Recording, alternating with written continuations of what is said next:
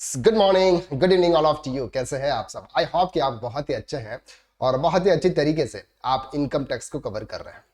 Income tax के previous lectures के अंदर हमने सेक्शन 87A के बारे में समझा था।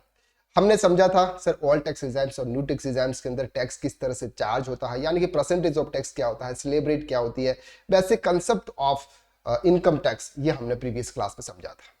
आज के लेक्चर्स में हम बात करने वाले हैं एग्जेम्प्टेड इनकम, या फिर इसको हम ये कह सकते हैं कि income do not part of total income. Total income कैसे आती है ये हमने प्रीवियस क्लास में देखा था।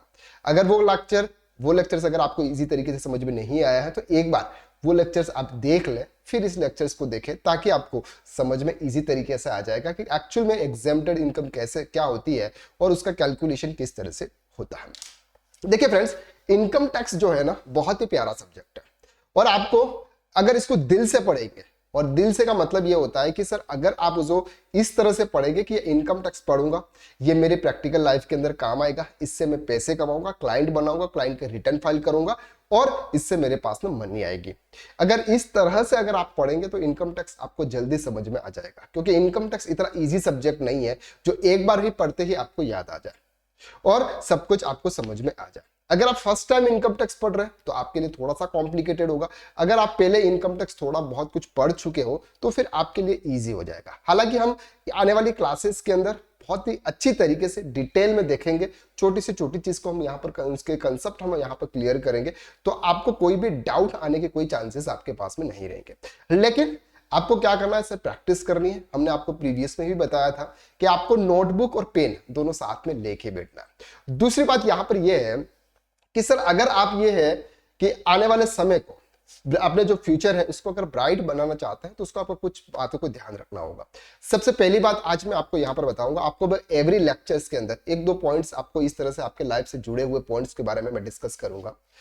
आज की तारीख में सर हर कोई युवा, यानी कि जिसकी एज 25 से 35 के बीच की है, वो स्ट्रगल कर रहा है। स्ट्रगल का मतलब यह है कि सर वो अपनी फाइनेंशियल प्रॉब्लम्स की वजह से स्ट्रगल कर रहा है। उसके बच्चों की ट्यूशन फीस उससे पे नहीं की जा रही है, मेडिकल इमरजेंसी आ रही है जिसके पास में इतना पैसा नहीं है, सर सैलरी पर वो जॉब कर रहा है, जॉब इतनी सैलरी इतनी नहीं मिल रही है जिससे हम अपनी फैमिली को सही तरह से सर्वाइव कर सके। सर ऐसी कंडीशंस में बहुत सारे जो भी पर्सन्स है वो एक गलत डिसीजंस ले लेते हैं, लोगों से उधार ले लेते हैं, फिर उसको वो खर्चे करते हैं और बाद में सर वो लोन रीपे नहीं कर पाते हैं क्योंकि उनकी इनकम के सोर्सेज इतने नहीं बढ़ते हैं, जिस वजह से सर मेंटली इश्यूज आ जाते हैं। तो सर इससे छुटकारा पाने के लिए आपको क्या करना है, तो आपको कुछ स्टेप्स को फॉलो करना है। तो जो सबसे पहला स्टेप आज मैं आपको यहाँ पे बताऊंगा वो है कि सर अगर जिंदगी में आपको टेंशन फ्री होना है, फाइनेंशियल फ्री होना है, तो उसके लिए आपके पास में नॉलेज होना चाहिए। क्या होना चाहिए? नॉलेज। लेकिन नॉलेज से बेटर आपके पास में होना चाहिए कि सर आप अपने टाइम का यूटिलाइज कहां कर रहे हैं, क्योंकि आज आपके पास में जितना समय है फ्यूचर में आपके पास में उतना समय नहीं होगा। इस बात का आप ध्यान रखें। इसके लिए आज से, अभी से आप ये डिसाइड करें कि आपका अपना समय कहां पर जा रहा है, उसका आप पूरा हिसाब किताब रखें। हमें मालूम है सर, हमें कुछ बताने की जरूरत नहीं है क्योंकि हमारा टाइम अधिकतर जाता है सोशल मीडिया पे। हम इंस्टाग्राम पे रील्स देखते हैं, हम फेसबुक पे पोस्ट देखते हैं, हम किसी के व्हाट्सएप पर स्टेटस देखते हैं, फालतू के जो मैसेजेस आते हैं उस मैसेजेस को देखते हैं, हम बहुत सारे ग्रुप्स में हम ऐड होते हैं। तो सर आपको आज से इन चीजों से आपको दूर होना होगा। और मैं आपको यहां पर एक लाइन देता हूं कि सर उस चीज के बारे में आपका ध्यान बिल्कुल नहीं जाना चाहिए जो चीज आपके लाइफ के अंदर ग्रोथ करने में आपका पार्टिसिपेट नहीं कर रही हो। यानी कि सर अगर आप इंस्टाग्राम पे कोई कॉमेडी वीडियोस देखेंगे जिससे आपकी लाइफ के अंदर क्या ग्रोथ होने वाली है, यहाँ पर आपको क्या सीखने को मिलेगा। अगर आप किसी का व्हाट्सएप स्टेटस देख रहे हैं उससे आपको क्या सीखने को मिलेगा, कुछ सीखने को मिलेगा और ऊपर से आपका टाइम वेस्ट होगा। तो सर ऐसी चीजों से आपको दूर रहना है। तो पहला जो भी एक गुरु मंत्र आज इस मान को माने कि आज से आपको क्या करना है, सर आपको इस सोशल मीडिया से दूर रहना है। एक साथ आप ज्यादा से ज्यादा तो नहीं रह सकते, इसलिए थोड़ा थोड़ा थोड़ा करके आप सोशल मीडिया से दूर रहे और अपने काम के ऊपर फोकस करें, अपना एक गोल बनाए और उस गोल के ऊपर फोकस करें। गोल कैसे बनाएंगे वो मैं आने वाले लेक्चर्स में थोड़ा थोड़ा टाइम तक मैं आपको एवरी लेक्चर्स के अंदर आपको बताता रहूंगा। तो आज का गुरु मंत्र हमारी इस क्लास को स्टार्ट करने से पहले क्या था कि आपको आपके सोशल मीडिया से आपको दूर रहना है। 1 साल तक अगर आप अपने सोशल मीडिया से दूर रहे और अपने काम पर फोकस किया, अपने गोल पर फोकस किया, तो आने वाला समय सर आपका ब्राइट होगा। आपको पैसों के लिए किसी के सामने मन्नत मांगने की जरूरत नहीं होगी कि सर आप मुझे कुछ उधार दे दो, मेरा ये हो रहा, मेरा वो हो रहा है। आप फिनेंशियल फ्रीडम होंगे, नॉलेज बढ़ेगा आपका, क्योंकि आपका टाइम, आपका दिमाग एक जगह पर फोकस होगा। तो आज से आपको क्या करना है सर, आपको आपके सोशल मीडिया से आपको दूर रहना है। चलिए अब हम स्टार्ट करते हैं sir income tax. Income tax के अंदर आज हमारा जो सब्जेक्ट है, चैप्टर्स है, वो है sir exempted income. Exempted income क्या होता है, सबसे पहले उसके बारे में थोड़ा सा डिस्कस करते हैं। हमने सर प्रीवियस क्लास में समझा था, प्रीवियस क्लास में हमने क्या देखा था कि सर एनी रिसिप्ट, क्या देखा था, एनी रिसिप्ट टैक्सेबल। सर अगर आप कुछ भी रिसीव करते हैं वो आपके लिए टैक्सेबल होगा। अगर हम एक एग्जांपल के साथ में समझते हैं, सर आपका एक रोड पे घर है और वहां पे एक स्मगलर या फिर चोर हम समझे, वो कहीं से चोरी करते हुए दौड़ते हुए जा रहा है, इसके पीछे पुलिस पड़ी हुई है और पुलिस उसके पीछे भाग रही है, वो आगे आगे भाग रहा है और उसका बैग है, उस बैग में 1 करोड़ रुपए कैश है। अब वो सब पकड़ा नहीं जाए इसके लिए उसने क्या किया कि उसका बैग आपके घर के आगे कचरा पड़ा था, उस कचरे पर डाल दिया उसने और वो वहां से भाग गया और पुलिस के इसके पीछे पीछे भागी। उसने सोचा कि अभी ये मैं बैग यहां पर फेंक देता हूं, बाद में अगर पुलिस चली जाएगी तो ये बैग मैं वहां से उठा लूंगा। लेकिन सुबह आप 4-5 बजे उठे, आपने वहां पर सफाई करने की कोशिश की और जैसे ही आप सफाई करने के लिए गए, वहां पर आपको एक बैग मिला और बैग को आपने अंदर जाके खोला तो उसमें 1 करोड़ रुपए थे। अब सर ये 1 करोड़ रुपया जो आपको मिले, क्या ये इनकम टैक्सेबल होगी या फिर एग्जेम्प्टेड होगी? ऑब्वियसली सर ये इनकम टैक्सेबल होगी। अब किस हेड में होगी वो हम आने वाले लेक्चर्स में कवर करेंगे, लेकिन अभी आप ये मान के चले कि जब तक इनकम टैक्स डिपार्टमेंट सर ये नहीं बोलता कि आपकी ये इनकम पर टैक्स हम आपसे नहीं लेंगे, दैट्स कॉल्ड टैक्सेबल इनकम। अब सर ये इनकम आपके लिए क्या होगी सर, टैक्सेबल होगी। एक एग्जांपल एक और समझते हैं सर। एग्जांपल ये है कि फॉर एग्जांपल कि एक पर्सन था, उसने एक नोट की गड्डी बनाई और नोट की गड्डी बना के वहां पे रखी थी आंगन में। वहां पे सर फॉर एग्जांपल एक कोई पक्षी आया और पक्षी वो एक नोट की गड्डी लेके उड़ गया। 2000 की गड्डी थी, 100 के नोट थे। अब वो लेके उड़ गया, रास्ते में जा रहा और जाते जाते सर वो गड्डी उसके पैर से उड़ रहा था, पैर से निकल गई और वो सीधे आपके घर के ऊपर आपके छत पर पड़ी। 2 लाख रुपए थे सर। अब 2 लाख रुपए आपके छत पर पड़े, जब आप ऊपर गए तो आपको 2 लाख की एक गड्डी मिली, 2000 रुपए की 100 की गड्डी मिली। अब वो 2 लाख रुपए आपको जो मिले वो क्या टैक्सेबल होंगे या एग्जेम्प्टेड होंगे? आंसर इज यस, ऑब्वियसली वो आपके लिए टैक्सेबल होंगे। क्यों? क्योंकि गवर्नमेंट ने बोला है सर एनी रिसिप्ट, आप जो भी रिसीव करोगे वो आपके लिए टैक्सेबल होगी, बशर्ते हम ये नहीं कहते कि सर ये इनकम पर हम आपसे टैक्स नहीं लेंगे, दैट्स कॉल्ड एग्जेम्प्टेड इनकम है। ऐसा हम नहीं बोलेंगे तब तक आप कोई भी इनकम, चाहे आप स्मगलिंग करके आप पैसे कमा रहे, चाहे आप लॉटरी करके पैसे कमा रहे, चाहे आप गैम्बलिंग करके पैसे कमा रहे, चाहे आप 2 नंबर का पैसा कमा रहे हो, सर उससे हमको कोई मतलब नहीं। अगर आप कमा रहे हो इसका मतलब आपको हमें टैक्स देना है।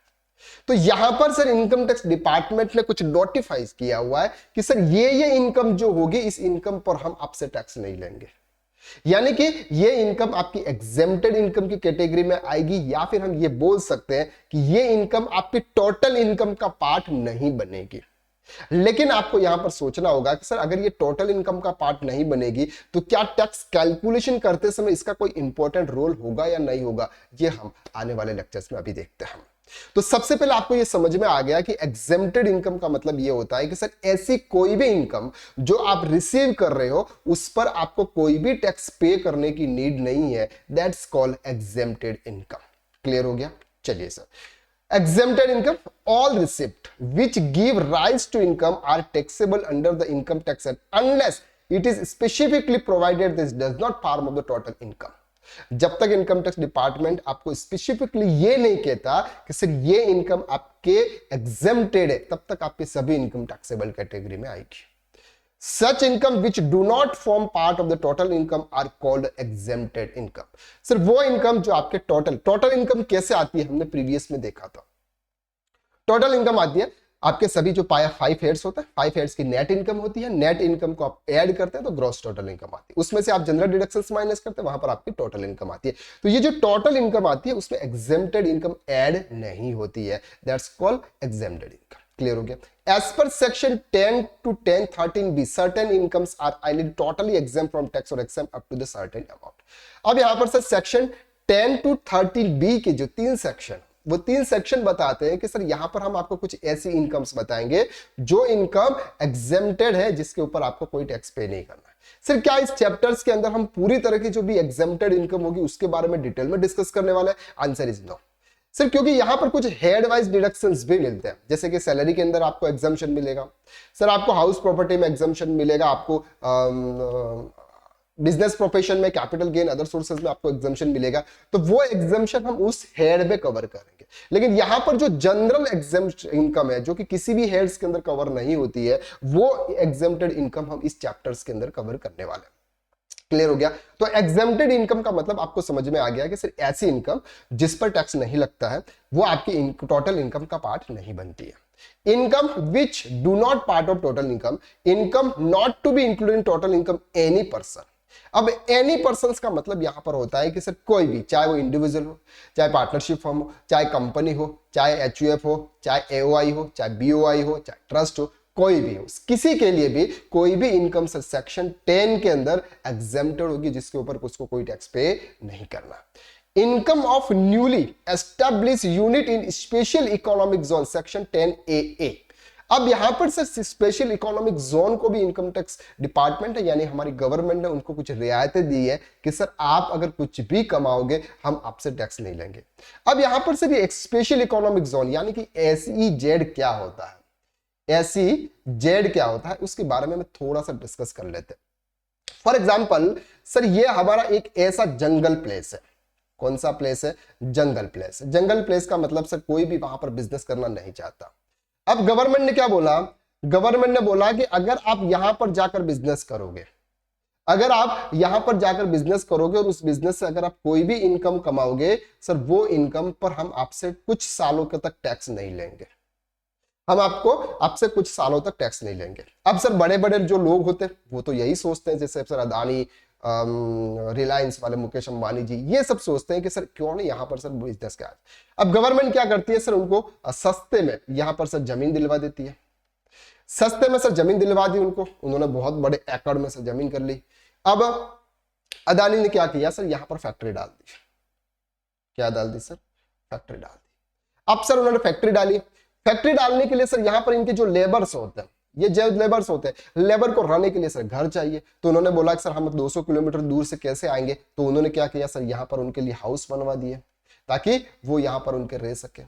अब वो बोले कि सर आपने तो हमारे यहाँ पर सर हाउस तो बनवा दिया, लेकिन हमारे बच्चे पढ़ने के लिए कहाँ जाएंगे सर, 200 किलोमीटर दूर तक हमारे बच्चे पढ़ने के लिए नहीं जाएंगे। तो क्या करा अदानी ने सर, एक स्कूल बना दी ताकि उनके बच्चे यहाँ पर पढ़ सके। उन्होंने बोला कि सर हमारे यहाँ पर सर हमको कुछ बीमारी होती है, कुछ इमरजेंसी होती है, ऐसे केसेस में हम 200 किलोमीटर दूर तक जाएंगे तो कोई इंसान मर सकता है। तो क्या करा अदानी ने सर, एक हॉस्पिटल खुलवा दिया। क्या करवा दिया सर? एक हॉस्पिटल खुलवा दिया। सर इस तरह से अदानी ने क्या कर दिया, ये जो जमीन थी, एग्रीकल्चर लैंड थी, जहां पर कोई जाता नहीं था, ऐसी जमीन को उसने क्या कर दिया, चमन कर दिया, डेवलप कर दिया। सिर्फ एक ही रीजन की वजह से। रीजन ये था कि जीएसटी ने, यानी सॉरी गवर्नमेंट ने ये बोला कि अगर आप इस स्पेस पे, यानी कि ऐसी जगह पर अगर आप बिजनेस करोगे तो हम आपसे कोई भी टैक्स कुछ सालों तक नहीं लेंगे। फॉर एग्जांपल 15 इयर्स तक हम आपसे यहां पर कोई भी, कितना भी अगर आप पैसा कमाते हो, हम आपसे टैक्स नहीं लेंगे। That's called special economic zone. ये इकोनॉमिक जोन है जो कि हमारे इंडिया के इकोनॉमिक ग्रोथ में एक पार्टिसिपेट करता है। तो जब स्पेशल इकोनॉमिक जोन होता है सर, वहां पर टैक्स नहीं लगता है। तो यहां पर उन्होंने बताया कि sir income of newly establish unit in special economic zone, special economic zone के अंदर एक नया बिजनेस अगर कोई भी शामिल हुआ है, वहां से अगर वो कोई भी इनकम जनरेट करता है, तो उसके लिए वो इनकम एग्जेम्प्टेड कैटेगरी में आती है, उस पर उसको कोई भी टैक्स पे नहीं करना। Income from property held for charitable और रिलीजियस पर्पस। सर अगर आप किसी चैरिटेबल के लिए या फिर किसी रिलीजियस पर्पस से अगर आप कोई ऐसा बिजनेस को नहीं बोल सकते हम, चैरिटेबल इंस्टीट्यूशन ओपन करते हैं जहां लोगों की सेवा की जाती है, वो पैसा वहां पर कमाकर वहां पर ही लगाया जाता है। तो ऐसे में भी वहां पर जो भी उनकी इनकम होगी, वो इनकम होगी सर सेक्शन 11 to 13 के अंदर एग्जेम्प्टेड। जैसे अभी योगा को भी सर क्या किया गया, योगा को भी उन्होंने एक चैरिटेबल इंस्टीट्यूशन में यहां पर शामिल कर दिया कि योगा भी एक इंपॉर्टेंट है। अब बाबा रामदेव सर योगा से जो कुछ भी पैसा कमाते हैं वो उनके लिए एग्जेम्प्टेड है, लेकिन वो पैसा उनको वापस उसे योगा में ही लगाना पड़ता। तो सर ऐसी जो इनकम्स होती है उनके लिए वो इनकम क्या होती है, एग्जेम्प्टेड होती है। Income of political party. अब सर पॉलिटिकल पार्टी का मतलब तो आप इजीली समझते हैं, जैसे बीजेपी, कांग्रेस, आप, ये सब क्या है सर, ये पॉलिटिकल पार्टीज है, उनको किसी भी तरह से कोई भी इनकम होती है, अगर उनको कोई भी डोनेशन देता है तो सर दो डोनेशन उनके लिए एग्जेम्प्टेड है, उन पर उनको कोई भी टैक्स पे नहीं करना है, वो उनके लिए क्या है सर, एग्जेम्प्टेड इनकम की कैटेगरी में आता है। And income of electoral trust, ये क्या है, सेक्शन 13B क्या कहता है, इलेक्टोरल ट्रस्ट क्या होता है। इलेक्टोरल ट्रस्ट क्या आता है, किसी से one type of political parties को ही पेशा जाता है। जैसे फॉर एग्जांपल एमपी के अंदर एक ऐसा ट्रस्ट बनाया जहां से लोगों से पैसे रिसीव करके वो पैसा बीजेपी पार्टी को जा रहा है। अल्टीमेटली सर ये एक छोटा ट्रस्ट है जिसका पूरा पैसा वापस कहां पे जाता है सर, बीजेपी को जाता है, यही इलेक्टोरल ट्रस्ट है। और ये भी सर एग्जेम्प्टेड कैटेगरी में आता है, यानी कि अगर ये भी कोई भी इनकम रिसीव करता है तो ये भी उसके लिए क्या होता है सर, एग्जेम्प्टेड। तो अब हमें यहां पर जो पढ़ने की जरूरत होगी वो पढ़ने की जरूरत होगी 1, यानी कि section 10, income not to be included in total income of any person. Any person का मतलब यहां पर हम इंडिविजुअल्स की बात करेंगे, क्योंकि ज्यादातर इनकम जो भी होती है एग्जेम्प्टेड कैटेगरी में वो इंडिविजुअल्स की होती है। आई होप कि आपको यहां पर इजीली क्लियर हो रहा है कि सर एग्जेम्प्टेड इनकम आखिर में क्या होती है। चलिए सबसे पहले बात करते हैं income do not part of total income, agriculture income, section 10 subsection 1। Agriculture क्या होता है यह हमें बहुत ही अच्छी तरीके से मालूम है। एग्रीकल्चर का मतलब होता है कि सर एक एग्रीकल्चर लैंड होती है जहां से अगर हम कुछ भी फर्टिलाइज करके उससे कुछ भी उगाया जाता है, कोई फसल उगाई जाती है और उस फसल को क्लीन करके मार्केट में सेल किया जाता है, that's called agriculture land, that's called agriculture income. अब सर ये जो इनकम होती है ये इनकम क्या होती है सर, आपकी एग्जेम्प्टेड होती है। इसको मैं एग्जेम्प्टेड तो नहीं बोल सकते, हम ये बोल सकते हैं कि income do not part of total income. Sir आप यहां पर उसको एग्जेम्प्टेड क्यों नहीं बोलते, क्योंकि ये तो एग्जेम्प्टेड की कैटेगरी में आपने लिखा हुआ है, तो उसको आप एग्जेम्प्टेड क्यों नहीं बोलते। हम आगे अभी देखेंगे कि सर एग्जेम्प्टेड क्यों नहीं बोलते। हम सिर्फ इतना इसको बोल सकते हैं कि sir income do not part of total income, ये आपकी टोटल इनकम का पार्ट नहीं है। चलिए sir agriculture income is totally exempt. Agriculture income to exempt is to be aggregated in case of certain assets for the purpose of determining the rate of tax on non-agriculture income. Sir इस point को समझना बहुत जरूरी है। ये जो points आपको लग रहा है इजी है, लेकिन इतना इजी आपको दिखने में है, इतना इजी है नहीं। ये कहते हैं सर कि आपकी जो भी एग्रीकल्चर इनकम आपकी क्या है सर, एग्जेम्प्टेड है। क्या बोला उन्होंने कि ये जो एग्रीकल्चर इनकम है ये सर आपकी एग्जेम्प्टेड है। क्लियर, हम ये मान के चलते हैं सर एग्जेम्प्टेड का मतलब ये होता है कि अगर आप कितनी भी इनकम कमाओगे सर उस पर टैक्स नहीं लगेगा। लेकिन जब टैक्स का कैलकुलेशन किया जाता है नॉन एग्रीकल्चर इनकम के साथ में, यानी कि सर आपकी एग्रीकल्चर इनकम भी है जो कि एग्जेम्प्टेड है और आपकी नॉन एग्रीकल्चर इनकम है जो कि आपकी टैक्सेबल है, तब क्या होगा सर, दोनों को साथ में लेकर टैक्स का कैलकुलेशन किया जाता। वो कैसे होगा जो हम आगे देखने वाला है। दोनों को साथ में, agriculture income plus non agriculture income, दोनों को साथ में लेकर आपके टैक्स का कैलकुलेशन किया जाएगा और एग्रीकल्चर इनकम के जितना पार्ट है उतने टैक्स माइनस किया जाएगा। फिर जो फिगर आएगा वो आएगा सर आपका टैक्सेबल वैल्यू, यानी कि जिसके ऊपर जो आपको टैक्स पे करना है। वो क्या होता है सर हम आगे डिटेल में देखेंगे। It may be rent or revenue derived from land situated in India used for agriculture purpose. अब सर ये क्या कहते हैं, इस बात को भी थोड़ा सा समझने की जरूरत है। सर ये कहते हैं कि आपके पास में कोई एग्रीकल्चर लैंड है, ठीक है, आपके पास में कोई एग्रीकल्चर लैंड है और उस एग्रीकल्चर लैंड से आपने कुछ उगाया, कुछ फसल उगाई और फॉर एग्जाम्पल गेहूं उगाए, ठीक है, और ये गेहूं उगा के आपने उसको सेल्स कर दिया। सर ये एग्रीकल्चर इनकम है। क्लियर हो गया। दूसरा सर एक बहुत बड़ा किसान है जिसके पास में सर अच्छी खासी लैंड है, उसने क्या किया कि एक ये जो प्लॉट है ये 3 एकड़ जमीन फॉर एग्जांपल उसने किसी को रेंट पर दे दी।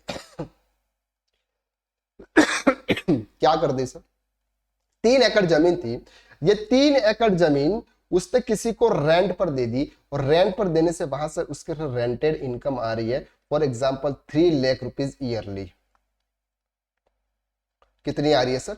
3 लाख रुपीज ईयरली उसके लिए वो रेंटेड इनकम आ रही है।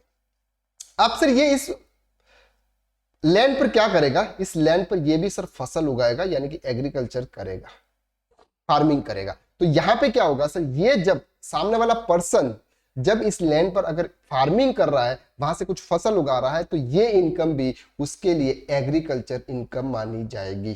कौन सी इनकम मानी जाएगी सर? Agriculture income. तो एग्रीकल्चर इनकम के अंदर क्या आता है कि जब आप कोई भी लैंड से अगर आप कुछ उगा रहे हो और उसको आप क्लीन करके अगर आप किसी को सेल्स कर रहे हो, आल्सो एग्रीकल्चर इनकम। और वही एग्रीकल्चर लैंड अगर आपने किसी को रेंट पर दिए और वो सामने वाला पर्सन भी अगर उस पर फार्मिंग कर रहा है, फसल उगा रहा है, तो वो आपके लिए भी जो रेंट, वो सामने वाला पर्सन जो आपको रेंट पे कर रहा है, वो भी आपके लिए एग्रीकल्चर इनकम मानी जाएगी, जो कि एग्जेम्प्टेड होगी।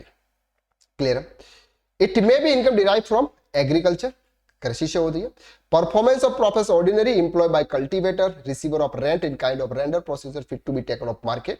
Sales, cultivator receiver rent of kind such agriculture produce receive by him respect of no process has been perform other than process to natural mention point be above. Sir ultimately for example ये है कि for example आलू है। आलू sir कहां होते हैं? आलू कहां उगते हैं? आलू होते हैं सर जमीन के अंदर। सर जमीन के जब आलू उगते हैं तो उसके अंदर बहुत सारी मिट्टी होती है। अब मिट्टी को सर क्लीन करा था, मिट्टी को क्लीन करा के फिर उसको मार्केट में सेल किया जाता है। तो जो मिट्टी को जो क्लीन करने का जो काम होता है वो भी आपके एग्रीकल्चर के अंदर आता है, तो वो भी एग्रीकल्चर इनकम ही मानी जाती है। तो यहां पर सर एग्रीकल्चर इनकम का मतलब होता है कि एग्रीकल्चर लैंड से जब आपने कोई भी उगाते हो और वो इनकम अगर उगाने के बाद अगर आप किसी को क्लीन करके किसी को सेल्स कर रहे हो, तो वो आपकी एग्रीकल्चर इनकम मानी जाती है। अब सर यहां पे कोई भी एग्रीकल्चर इनकम एग्जेम्प्टेड कैटेगरी में आती है। अगर हम सर वहां पर कुछ टी, यानी कि जिसको क्या बोलते हैं, चाय पत्ती उगाकर अगर हम किसी को सेल्स कर रहे हैं, तो सर क्या वो एग्जेम्प्टेड यानी कि एग्रीकल्चर कैटेगरी में आती है? तो उसको हम यहां पर देखते हैं। अब हम यहां पर देखते हैं रूल 8 के तहत income from sale of tea ground and manufacture by the seller in India. Sir Tata का नाम आपने सुना ही होगा। टाटा की जो चाय होती है वो बोलते हैं सर हम हमारे बागानों से हम आपको चाय देते हैं। अब सर वो जो चाय होते हैं उनके बहुत सारे ऐसे टी के पेड़ होते हैं, जो टी होती है उससे वो टी उगाते हैं और टी उगाने के बाद उसको प्रोसेस करके फिर वो आपको सेल्स करते हैं। यानी कि उनके खुद के एग्रीकल्चर है, यानी वो खुद बना रहे हैं, टी को उगा रहे हैं और उगा के आपको सेल्स करते हैं। कुछ कंपनीज क्या होती है, किसी अदर पर्सन से टी परचेज करती है और फिर उसको पैकिंग करके आपको सेल्स करती है। लेकिन टाटा जो होती है वो क्या करती है सर, उसके पास में खुद चाय पत्ती के बगाने हैं, यानी कि उसके पास में इस तरह से कृषि है। सर ऐसे केसेस में 60% उसकी एग्रीकल्चर इनकम मानी जाएगी और 40% उसकी बिजनेस इनकम मानी जाएगी। अगर वो 100 रुपए की चाय पत्ती बेचेंगे तो 40 रुपए सर आपकी बिजनेस इनकम मानी जाएगी। किसकी बात कर रहे हैं सर? ये टाटा की बात कर रहे हैं। किसकी बात कर रहे हैं? टाटा। और दूसरा सिंपल, अगर income from sale of coffee की बात करते हैं, ground and cured with seller in the India 75% agriculture है और 25% आपकी बिजनेस इनकम है। अगर आप सिर्फ कोई भी कॉफी बना रहे हो तो उसमें से 75% आपकी एग्रीकल्चर इनकम, 25% आपकी बिजनेस इनकम। अगर सर यहाँ पे ground cured roasted and grounded by the seller in India, sir अगर आप कॉफी को थोड़ा सा और सिस्टेमेटिक तरीके के उससे ग्राउंड करके उसको रोस्ट करते हैं, ताकि वो बहुत कड़वी होती है, कॉफी जो होती है ना बहुत कड़वी होती है, तो कॉफी को कम कड़वी करने के लिए उसको क्या करते हैं सर? रोस्टेड करते हैं। रोस्टेड करने का जो प्रोसेस होता है, उस प्रोसेस करने के बाद अगर हम सेल्स करते हैं तो उसको बोलते हैं सर 60% आपकी एग्रीकल्चर इनकम होगी, 40% आपकी बिजनेस इनकम मानी जाएगी। अब यहां पर सर ग्राउंड कट 75%, 25%। अगर कोई रबर की खेती कर रहा है, क्या कर रहा है सर? कोई रबर की खेती कर रहा है, तो 65% एग्रीकल्चर इनकम होगी और 35% सर आपकी बिजनेस इनकम होगी। अब सर ये सब आपको याद रखने की जरूरत है क्या? नहीं सर, आपको याद रखने की जरूरत नहीं है। सिर्फ आपको ये पता होना चाहिए कि एक्चुअल में एग्जेम्प्टेड इनकम क्या होती है और एग्रीकल्चर इनकम के अंदर कुछ इनकम्स आपकी बिजनेस का पार्ट भी बनती है, तो वो क्या है वो आपको यहां पर समझना चाहिए। आई होप कि यहां तक आपको इजीली क्लियर हो रहा है। अब बात करते हैं sir income from farming building. Income from farming building का मतलब क्या होता है सर? फॉर एग्जाम्पल हमने क्या किया सर, हमने एक प्रॉपर्टी दी, फॉर एग्जाम्पल हमने एक ये लैंड दी सर, हमने किसी को लैंड दी और उस लैंड पर सर एक ये बिल्डिंग है।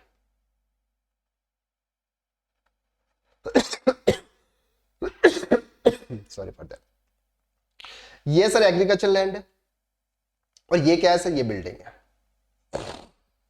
आप सर जो एग्रीकल्चर लैंड है उसका किराया सर 3 लाख रुपीज है और ये जो बिल्डिंग है उसका किराया सर फॉर एग्जाम्पल 20,000 रुपीज है।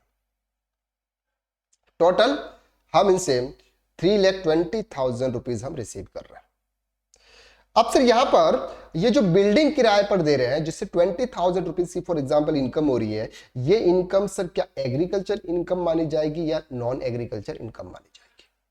अब समझने की जरूरत है सर। यहां पर अगर कोई भी फार्मिंग करेगा, जो कृषक होगा, जो किसान होगा, उसके पास में कुछ इक्विपमेंट होंगे, कृषि करने के कुछ इक्विपमेंट होंगे, उनके वहां पर सर कुछ लेबर होंगे, उस लेबर को रहने के लिए सर उसने ये जगह ली है और उसके इक्विपमेंट को रखने के लिए उसने ये बिल्डिंग रेंट पर ले रखी है। तो ऐसे केसेस में ये बिल्डिंग जो रेंट रिसीव कर रहा है उसके लिए एग्रीकल्चर इनकम मानी जाएगी। कौन सी इनकम मानी जाएगी sir? Agriculture income from the farm building which is on and occupied by the receiver of the rent or revenue any such or land occupied by the cultivator receiver rent in kind any land with respect of which produce of which any process discuss above is carried would be agriculture income. ये क्या हो जाएगी sir? आपकी agriculture income मानी जाएगी। Clear हो गया आपको? यहां तक इजीली आपको समझ में आ गया। चलिए अब बात करते हैं sir partial integration of agriculture income with non agriculture income. अब सर ये क्या होता है, ध्यान से समझना इसको, क्योंकि एग्रीकल्चर इनकम हम ये कहते हैं कि सर एग्जेम्प्टेड है, जिसके ऊपर कोई भी टैक्स नहीं लगता है। This is do not part of total income. चलिए सर अब सर यहां पे हमारे पास में फॉर एग्जांपल हम ये मान के चलते हैं कि सर हमारे पास में 3 हेड्स की इनकम है। फॉर एग्जांपल 1, 2 और 3। एक से हो रही है सर आपकी फॉर एग्जांपल 5 लाख रुपीस, दूसरे से हो रही है फॉर एग्जांपल 2.5 लाख रुपये और तीसरे से हो रही है for example 3,50,000 rupees. Total income आपकी कितनी हो रही है सर? 5 और 2 7, 7 और 3 10 और 1 11 लाख, 11 लाख रुपीस की आपकी इनकम हो रही है। अब हम ये मान के चलते हैं कि सर ये इनकम है, ये आपकी एग्रीकल्चर इनकम है। कौन सी इनकम है? एग्रीकल्चर इनकम है। तो एग्रीकल्चर इनकम सर आपकी इनकम का पार्ट नहीं बनेगी, आपकी इनकम का पार्ट नहीं बनेगी, यानी कि सर ये एग्जेम्प्टेड है। क्लियर हो गया आपको? ये क्या एग्जेम्प्टेड है। तो जब ये इनकम का पार्ट नहीं बनेगी तो ये आपकी इनकम कितनी होगी सर? 8,50,000 रुपीज फॉर एग्जाम्पल आपकी टोटल इनकम है। इसको बोलते हैं एग्जेम्प्टेड यानी कि एग्जेम्पशन। दूसरा बात करते हैं अगर डिडक्शंस की। डिडक्शंस में क्या होता है सर? आपकी इनकम यहां पर फॉर एग्जाम्पल 5 लाख है, 2,50,000 आपकी एग्रीकल्चर इनकम और 3,50,000 रुपीज आपकी, तो टोटल कितनी होगी सर? 11 लाख रुपए। अब आपको इसमें से डिडक्शंस मिल जाता है, फॉर एग्जांपल 2.5 लाख रुपए का डिडक्शंस मिल गया आपको एग्रीकल्चर इनकम का, तो अभी भी आपकी इनकम कितनी होगी सर? 8,50,000। अब इन दोनों के बीच में क्या फर्क नजर आ रहा है आपको? यहां पर सर आ रहा है कि ये जो इनकम है, ये इनकम सर आपकी टोटल इनकम में ऐड नहीं हो रही है, यानी कि स्टार्टिंग से ये एग्जेम्प्टेड है, टोटल इनकम में ऐड नहीं हो रही है। यहां पर अगर हम बात करते हैं डिडक्शंस की, तो डिडक्शन यहां पर टोटल इनकम में तो ऐड हो रही है, लेकिन उसका डिडक्शंस आपको यहां पे मिल रहा है, तो उसको बोलते हैं डिडक्शंस और इसको बोलते हैं एग्जेम्पशन। तो एग्जेम्पशन और डिडक्शंस के बीच में आपको मतलब समझ में आ गया होगा। आगे इसके बारे में बहुत सारे सेक्शन आएंगे कि सर इस सेक्शन के थ्रू आपको एग्जेम्पशन मिल रहा है, इस सेक्शन के थ्रू आपको डिडक्शंस मिल रहा है। तो सेक्शन एग्जेम्पशन और डिडक्शंस के बारे में इजीली आपको कवर हो गया।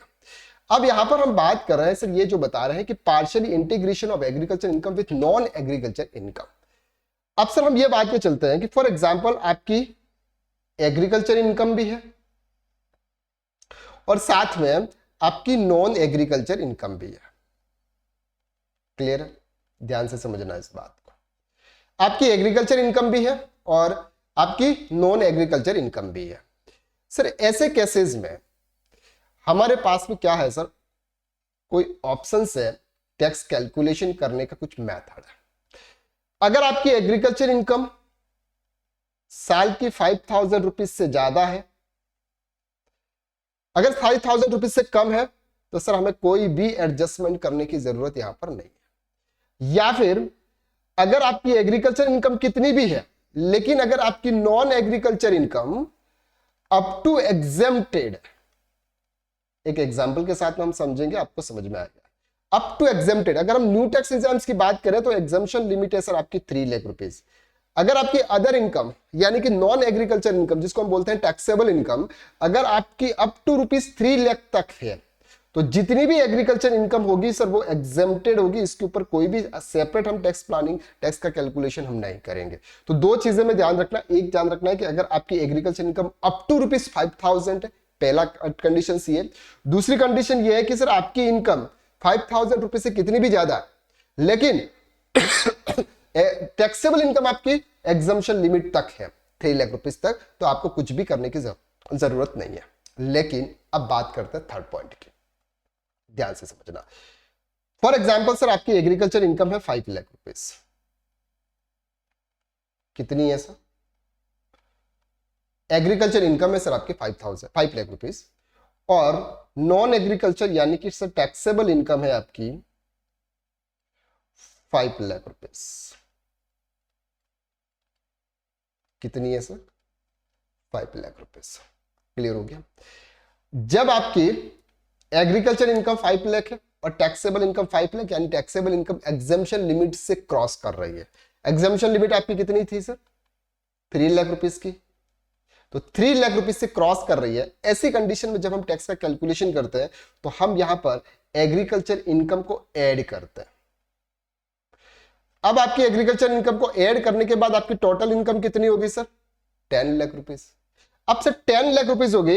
अब आप कौन से टैक्स स्लैब में आओगे? कौन से टैक्स स्लैब में आओगे सर? आप टैक्स स्लैब में आओगे यहां पर 7 लाख रुपीज से आपकी इनकम क्रॉस कर जाती है, जहां पर हमने बोला था सेक्शन 87A का रिबेट मिलता है अगर आपकी 7 लाख रुपीज तक की इनकम होती है। तो अगर आपकी 7 लाख, टैक्सेबल इनकम सर आपकी 5 लाख रुपीज है, यानी कि बिलो 7 लाख है। लेकिन अगर हम इसको ऐड करना ही पड़ता है जब आपकी एग्रीकल्चर इनकम होती है, तो ऐड करने के बाद आपकी इनकम आती है 10 लाख। अब 10 लाख रुपीज सर कौन से स्लैब रेट में आती है? ध्यान से समझना, 0 से लेके 3 लाख तक 0 टैक्स है, 3 लाख से 6 लाख 15,000 का टैक्स है, और 6 लाख से 9 लाख 13,000 का टैक्स है, और 9 लाख से 10 लाख आपका कितना टैक्स है सर? कितना टैक्स है आपका? नॉर्मली 1 लाख पे 15%, यानी कि 15,000। तो टोटल टैक्स आपका कितना हो गया? 60,000 रुपीज। कितना हो गया सर आपका? 60,000 रुपीज। अब यहां पर सर 60,000 रुपीज का जो टैक्स है वो आपको नहीं लगेगा। अब ये जो 5 लाख रुपीज की जो इनकम्स आपकी एग्रीकल्चर इनकम हो रही है, ये हम माइनस कर, इसके ऊपर अब कितना, अगर 5 लाख रुपीज प्लस एग्जम्पशन को हम क्रॉस कर लेते हैं, 5 लाख प्लस एग्जम्पशन कितना है आपका? 3 लाख। सेकंड मेथड स्टेप क्या आपका? 8 लाख। 8 लाख पर आपका कितना टैक्स बनता है? 8 लाख पर आपका कितना टैक्स बनता है? तो 8 लाख पर आपका टैक्स बनता है 0 से लेके 3, 0, 3 से लेके 6 15,000, और 6 से लेके 8 10%, यानी कि 20,000, तो 35,000 का टैक्स बनता है। तो इन दोनों में माइनस करेंगे सर 60,000 माइनस 35,000, ये आता है सर आपका 25,000 रुपीज का आपको टैक्स पे करना पड़ेगा। इसको बोलते हैं partial integration of agriculture income with non agriculture income. ठीक है, एग्जांपल के साथ में समझेंगे sir. As in the above discussion, we have seen that agriculture income is exempt subject to condition mentioned in definition clause of section 2 subsection IA। हमने अभी देखा कि सर आपकी जो एग्रीकल्चर इनकम्स होती है वो आपकी इनकम्स क्या होती है सर? एग्जेम्प्टेड होती है। However, method has been laid down to levy tax on agricultural income is indirect way. This concept is known as a partial integration income with non-agricultural income. Sir अगर आपकी non agriculture income के साथ में अगर आपकी agriculture income आ रही है तो दोनों को साथ में ऐड करके इसका इनकम का स्लैब रेट में डाला जाता है. क्लियर हो रहा है? समझेंगे.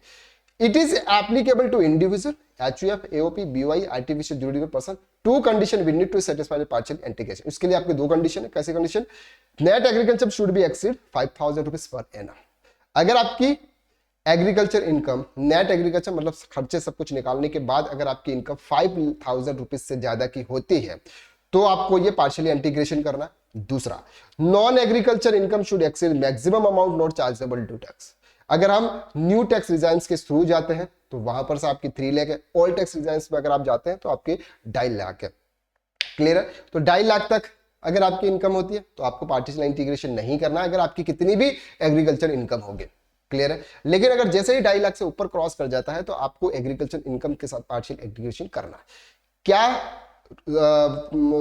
कैलकुलेशन का क्या केसेस है? सबसे पहले add non agriculture income with net agriculture income to tax on aggregated amount. सबसे पहले आपको क्या करना है सर? सबसे पहले यहां पर क्या करना है आपको? फर्स्ट स्टेप है नॉन एग्रीकल्चर इनकम का मतलब हम ये मान के चलते हैं कि सर टैक्सेबल इनकम जो भी होगी उसको आपको एग्रीकल्चर इनकम के साथ में ऐड करना है.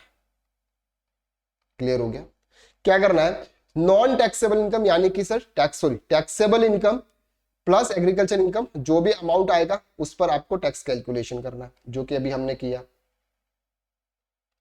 उस पर आपको क्या करना है सर? टैक्स कैलकुलेशन करना है. सेकंड स्टेप आएगा add net agriculture income and maximum exemption limit available in the cases. Agriculture land आपकी इनकम कितनी है, जो भी इनकम होगी, प्लस एग्जम्पशन लिमिट कितनी है. अगर हम न्यू टैक्स रिजाइंस की बात करें तो एग्जम्पशन लिमिट है सर आपकी 3 लाख रुपीज. दोनों को ऐड करो और इस पर आप टैक्स कैलकुलेट करो. बात समझ में आ गई? उस पर आप टैक्स कैलकुलेट करो. थर्ड पॉइंट बोलता है deduct the amount of income tax calculate step 2 from the calculate step 1. Step 2 में यह क्या करना है सर? इसमें से आपको ये इनकम माइनस कर देनी है. ये जो टैक्स का अमाउंट है 1 - 2 जो भी आएगी, the sum arrived at shall be increased by surcharge is applicable would be reduced by the rebate under section 87A. thereafter it would be increased by health and education से 4%. अगर sir ये income अगर आपकी 7 lakh rupees के अंदर आती है तो फिर आपको टैक्स पे नहीं करना. तो अल्टीमेटली सर यहां पर आपका टैक्स का कैलकुलेशन इस तरह से होता है. एक सम देखते हैं, सब से आपको इजीली समझ में आ जाएगा. Mister a resident has provided the following particulars for his income for the previous year 21-22 जो भी ईयर होगा. इनकम फ्रॉम सैलरी सर 2,80,000 उसकी डेट सैलरी इनकम है. Income from house property sir 2,50,000 income from house property से है. Agriculture income है sir उसकी 4,80,000 and expensed income agriculture income is 2,50,000. 4,80,000 उसकी ग्रॉस रिसिप्ट है जिसमें 2,50,000 उसके क्या हो गए सर खर्चे. तो 2,30,000 उसकी एग्रीकल्चर से नेट इनकम है. कितनी? 2,30,000. Compute tax liability assuming age is 45 years और 70 years. Assume is not opt 115 BSc का मतलब new tax reserves. For example उन्होंने बताया कि sir new tax reserve opt नहीं किया हुआ. न्यू टैक्स रिजर्व ऑप्ट नहीं किया हुआ यानी उसकी बेसिक एग्जाम्पशन लिमिट 2.5 लाख है. क्लियर है? चलो नेट एग्रीकल्चर में एक्सेस सर 5,000 है. उसकी ये जो इनकम है ये 2,30,000 5,000 से ज्यादा है. और non agriculture income excess basic exemption 2,50,000 यानी कि ये दोनों की इनकम जो है वो 2,50,000 रुपए से क्रॉस कर रही है. इसलिए आपको यहाँ पर पार्शियल इंटीग्रेशन करना पड़ेगा. चलो समझते हैं. इनकम फ्रॉम सैलरी कितनी सर? 2,80,000. हाउस प्रॉपर्टी की इनकम कितनी? 2,50,000. अब यहां पर सर नेट एग्रीकल्चर इनकम कितनी? 4,80,000 माइनस 1,70,000 3,10,000. अगर 3,10,000 2,50,000 है ना, ये तो 2,30,000 आना चाहिए. चलिए ठीक है समझते हैं. यहाँ पर उन्होंने 170 माइनस किया, गलती होगी. चलो ठीक है. एग्जाम अंडर सेक्शन जो भी इनकम आएगी सर उसके लिए एग्जाम्प्टेड होगी. लेकिन यहाँ पर सर एग्जाम्प्टेड उनकी इनकम कितनी होगी? Total income 5,30,000. अब इसका कैलकुलेशन करेंगे. 5,30,000 प्लस 3,10,000 टोटल होगा सर 8,40,000. 8,40,000 पर हम टैक्स कैलकुलेशन करेंगे तो सर 80,500 आएगा. सेकंड स्टेप में 3,10,000 प्लस 2,50,000 बेसिक एग्जाम्पशन लिमिट तो टोटल 5,60 को अगर हम टैक्स कैलकुलेट करेंगे तो 24,500 आएगा। तो 80,500 माइनस 24,500 56,000 56,4% एजुकेशन सेस, यानी कि 58,240 ये सर आपका टैक्स आता है। जब भी आपकी एग्रीकल्चर इनकम अगर टैक्सेबल इनकम के साथ में होती है, अगर एग्रीकल्चर इनकम अगर आपकी टैक्सेबल इनकम के साथ में होती है, तो वहां पर जो टैक्स का कैलकुलेशन करने का जो मेथड्स है वो आपका चेंज हो जाता है। लेकिन अगर हम यहां के फॉर एग्जांपल एक फार्मर है, ध्यान से समझना, एक फार्मर है एग्रीकल्चर से सर 20 लाख रुपए सालाना कमा रहा है, ठीक है, सिर्फ एग्रीकल्चर इनकम है, बाकी कोई इनकी इनकम नहीं है, और बाकी अदर इनकम से फॉर एग्जांपल उसकी 2 लाख रुपए की इनकम है। अदर इनकम कितनी है सर उसकी, बाकी अदर हेड से कोई भी इनकम 2 लाख रुपीज है। तो यहां पर सर कोई भी टैक्स कैलकुलेशन नहीं होगा, जीरो टैक्स होगा। क्यों? क्योंकि ये बेसिक एग्जम्पशन लिमिट से बिलो है, बेसिक एग्जम्पशन लिमिट से बिलो। आई होप कि आपको ये पार्शियली इंटीग्रेशन वाला जो मेथड्स है वो मेथड्स आपको इजीली समझ में आ गया। बाद में हम जब रिटर्न फाइल करेंगे, शायद ITR 1 फाइल करेंगे या ITR 2 फाइल करेंगे, उस समय कुछ एग्रीकल्चर पॉइंट्स को लेके साथ में डिस्कस करेंगे, साथ में उसका कंप्यूटेशन बनाएंगे, तो आपको इजीली समझ में आ जाएगा कि एक्चुअल में ये क्या होता है। लेकिन आज के लेक्चर्स में आपको थोड़ा बहुत भी समझ में आ गया होगा। चलिए सर, अब बात करते हैं सर सेकंड पॉइंट्स हम नेक्स्ट लेक्चर्स में डिस्कस करते हैं। तो ये था सर एग्जेम्प्टेड इनकम के अंदर एग्रीकल्चर इनकम, और एग्रीकल्चर इनकम किस तरह से एग्जेम्प्टेड होती है, किस तरह से उसको टैक्सेबल इनकम के अंदर सब पार्ट माना जाता है, वो सब आज हमने इस क्लास के अंदर कवर किया। आई होप कि आज की क्लास आपको बहुत ही अच्छी लगी होगी, बहुत ही अच्छी तरीके से आपको समझ में आया होगा। नेक्स्ट लेक्चर्स में हम फिर मिलते हैं सर एग्जेम्प्टेड का सेकंड पार्ट में। So thank you so much, bye bye, take care.